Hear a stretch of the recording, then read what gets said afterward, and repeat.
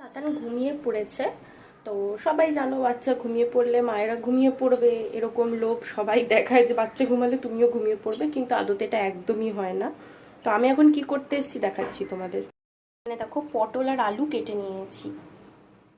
আজ যেহেতু মঙ্গলবার, সপ্তাহে মঙ্গল আর শনি এই দুটো বার হচ্ছে আমাদের বাড়িতে নিরামিষ, তো মোটামুটি ডাল পোস্ত এই ধরনের খাবারই হয়।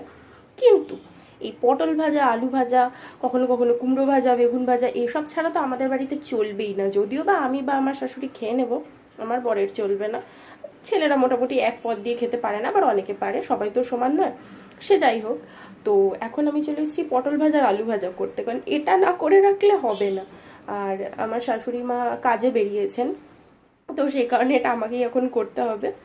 তো তোমাদের কার কার বাড়িতে এরকম নিরামিষের দিন ভাজাভুজি ছাড়া চলে না, তারা অবশ্যই কিন্তু কমেন্ট করে জানিও।